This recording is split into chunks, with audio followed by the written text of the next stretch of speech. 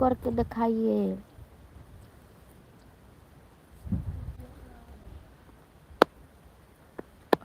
Live कर दीजिएगा तो हम एक गाना सुनाएंगे आपको। एक लाइव के लिए कितना भीख जैसा मांगना पड़ता है। भीख दे दो भीख। जा केवारी बन को के ना ने घर में पीला ढुक जाई तो। सब्जी बा हाँ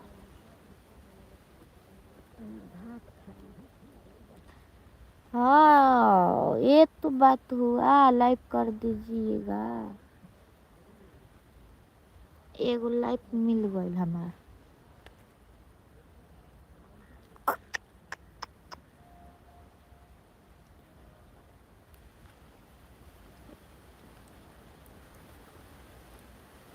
अब मैं एगो गाना गाई नहीं, गीत गाई तो बियाह के।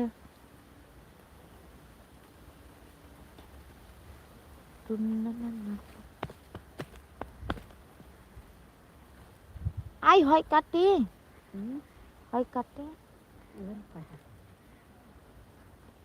देखिए दोस्तों, हम कहाँ पर है? गेहूं के खेत में, जहाँ ऊख लगा है तहाँ पर है।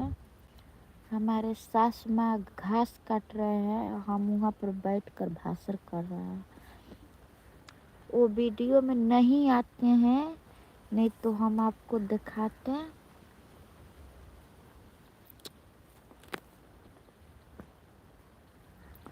सुना का दिल बाप रे, भाड़ा बनो रे सोना। ना पैसा मिलता ना मिलता और कुमार लड़की चिट्ठी देखा खाली घंजी पर रही के बुलावता? के बुलावता ना? का हुआ गाना सुनाई ना। कौन गाना है? बियाह का गीतिया सुनाई न पड़ी। वही खत्म वो नहीं है। रोवलो नेटवा पर मांगी न कहे एक से साल मिलता नया नया मॉडल।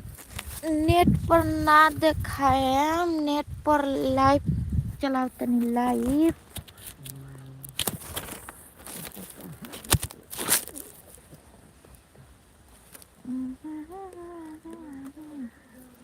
रोवत सुनाई।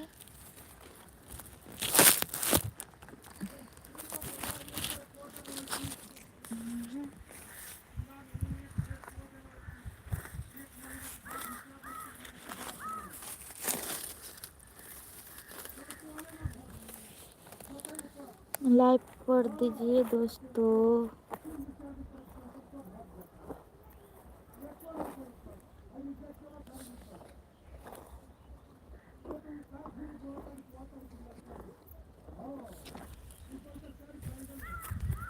देखिए खेत में बैठे हैं, खेत में। आपको देखिए पुआरी में है, पुआरी मकई में। आप लोग देख सकते हैं हम पुआरी में बैठकर क्या कर रहे हैं। यहाँ पर घास काट रहे हैं मेरे सासू माँ। यहाँ पर बैठकर हम देख रहे हैं। हमको घास काटने का ढंग नहीं आता है। सासू माई आवेला ढंग नहीं है। हमको देखते हैं हम सासू ना सासू हैं। हमको खाली नजर से देखते हैं। हमको हमारे वीडियो के लायक दीजिए।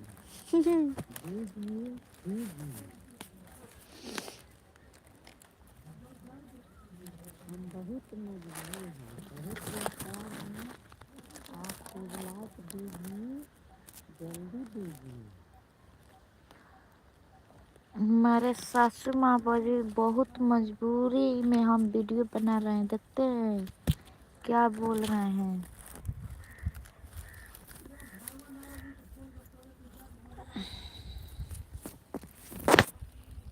मैं